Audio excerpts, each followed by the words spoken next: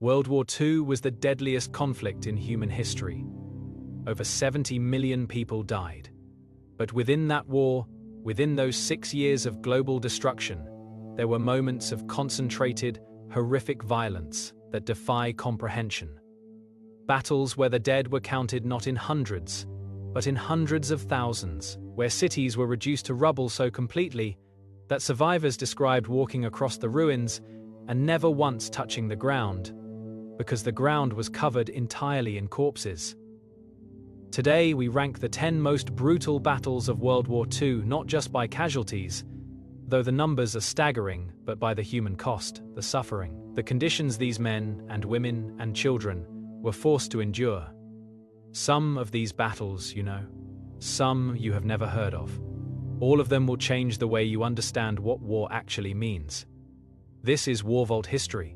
Let's begin. Number 10, December 1944. The war in Europe seemed almost over. Allied forces had liberated Paris. They were pushing toward Germany's border. Victory felt close. Then, on the morning of the 16th of December, 200,000 German soldiers and 600 tanks emerged from the fog of the Belgian Ardennes forest. This was the largest German offensive on the Western Front since 1940. And the Americans were completely surprised. The Germans punched a massive bulge in the Allied lines, which gave this battle its name for 6 weeks. American soldiers fought in conditions that veterans would later describe as the worst they had ever experienced. Not just the enemy.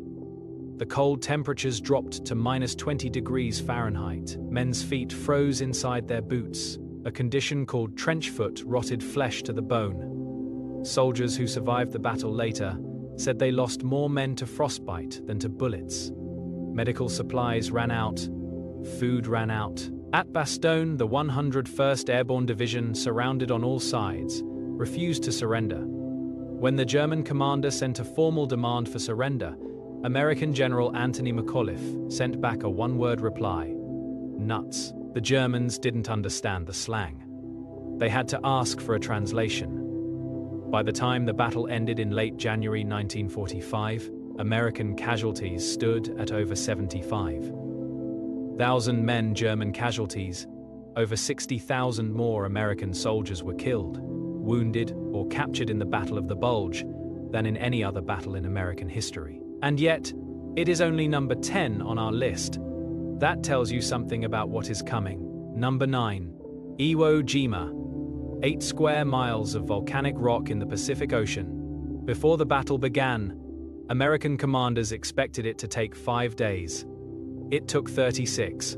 On the 19th of February 1945, 70,000 United States Marines landed on the black sand beaches of Iwo Jima and immediately discovered why this would be unlike any battle they had ever fought. The island's 22,000 Japanese defenders were not on the beach. They were underground. The Japanese had spent months constructing an 18-mile network of tunnels beneath the island. 16 interconnected fortresses. 500 rooms carved into the rock. The Marines couldn't bomb them. They couldn't shell them. They had to go in, room by room, tunnel by tunnel. Lone American officer described the fighting as the most savage and costly battle in the history of the Marine Corps. Admiral Chester Nimitz said something that was printed on the front page of every American newspaper. Among the Americans who served on Iwo Jima, uncommon valor was a common virtue. By the time the island was declared secure, 6,821 American Marines were dead. Over 19,000 more were wounded. Of the 22,000 Japanese defenders, only 2016 were taken prisoner. The rest fought to the death, in the tunnels, in the caves, in the darkness. That iconic photograph, 6 Marines raising the American flag on Mount Suribachi, was taken on day 5 of a 36-day battle. 3 of the 6 men in that photograph were dead before the battle ended. Number 8, Kursk, July 1943, the largest tank battle in the history of warfare. After the catastrophe at Stalingrad, Hitler desperately needed a decisive victory on the Eastern Front. He chose a Soviet salient, a bulge in the front line near the city of Kursk, and planned to pinch it off with a massive armored offensive Operation Citadel. But the Soviets knew it was coming. Soviet intelligence had given them the exact date, the exact location, and the exact German order of battle, so they prepared. They built the most extensive defensive system in military history, 6 defensive belts stretching 190 miles deep, over 500,000 mines, thousands of anti-tank guns, hundreds of miles of trenches. On the 5th of July, 1943, nearly 3,000 German tanks rolled forward. They were met by over 5,000 Soviet tanks. The battle that followed was unlike anything the world had ever seen. At Prokhorovka, on the 12th of July, over 200 tanks clashed in a single afternoon on a field only a few miles wide. Eyewitnesses said the battlefield stank of burning oil and burning flesh for weeks afterward. By the end of Kursk, Germany had lost over 200 men and thousands of tanks. The Soviet Union had lost even more. Estimates range from 250,000 to 860,000 casualties.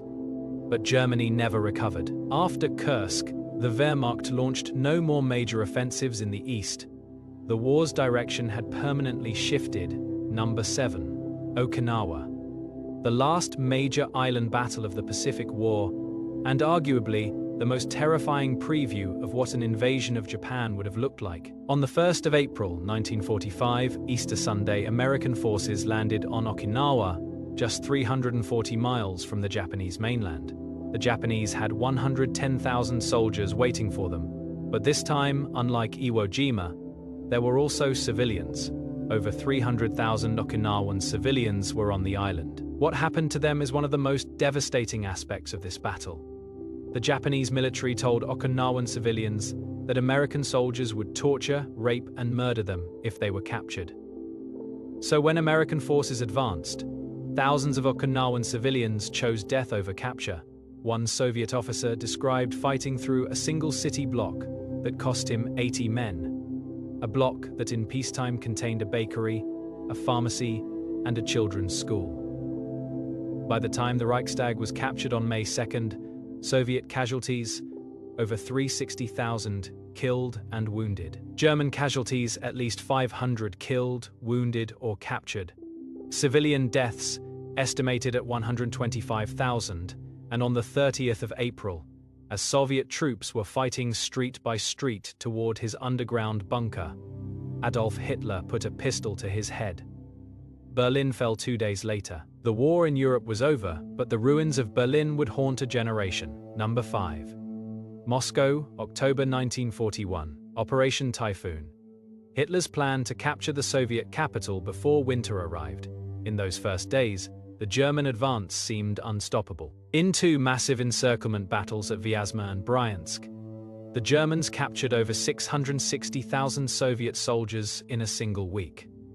It was the largest single capture of prisoners in military history. The road to Moscow seemed open, panicking. The Soviet government began evacuating Moscow. Stalin's personal train stood ready at a Moscow station, but Stalin himself did not leave. He stayed, and that decision changed everything. On the 7th of November, the anniversary of the Bolshevik Revolution, Stalin stood in Red Square and reviewed a military parade. Soviet soldiers marched past him and straight to the front, less than 20 miles away.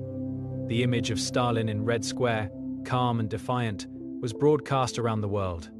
The Soviet people rallied, and then the temperature dropped to -40 degrees. German soldiers, still in summer uniforms, began to freeze. Their tanks wouldn't start, their rifles jammed. And on the 5th of December 1941, with German forces just 8 miles from the Kremlin, the Soviets launched a massive counterattack. General Zhukov's fresh Siberian divisions, equipped for winter, slammed into exhausted, freezing German lines.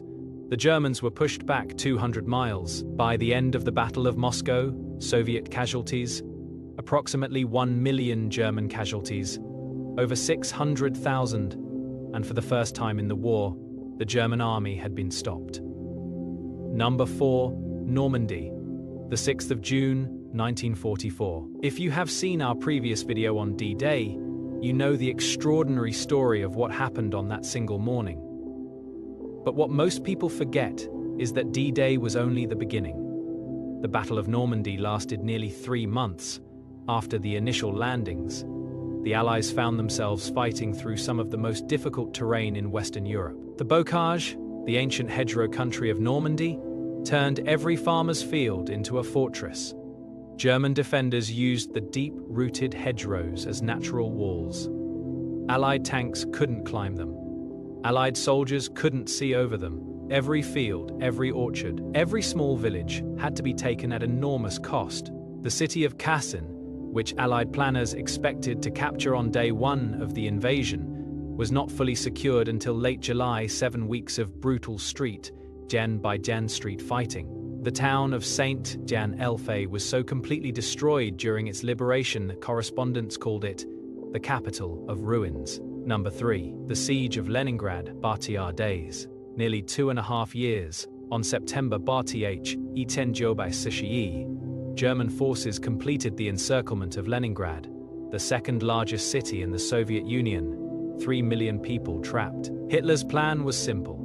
He did not want to risk his soldiers' lives taking the city in street fighting. He would starve it to death instead. He ordered that no surrenders be accepted.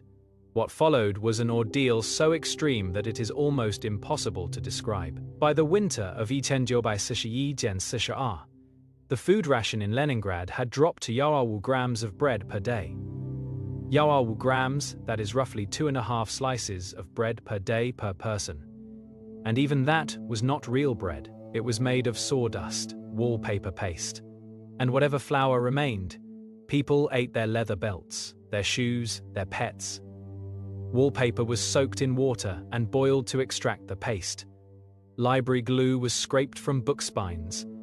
In the coldest weeks, the city recorded 10 deaths per day, not from bombs, not from bullets. From starvation, families died in their apartments, too weak to move. Bodies lay in the streets for days because no one had the strength to bury them. And yet, Leningrad held. The city's factories kept producing weapons while its workers died of hunger. The Leningrad Philharmonic Orchestra performed Shostakovich's 7th Symphony, composed during the siege, in an unheated concert hall. The concert was broadcast on loudspeakers throughout the city and across the front lines to the Germans. On January 10 days after it began, the siege was finally broken. Total deaths during the siege of Leningrad, at least 100,000 civilians. Some estimates go as high as 1 million, making it one of the deadliest sieges in the history of human civilization. Number 2. The Battle of Kiev.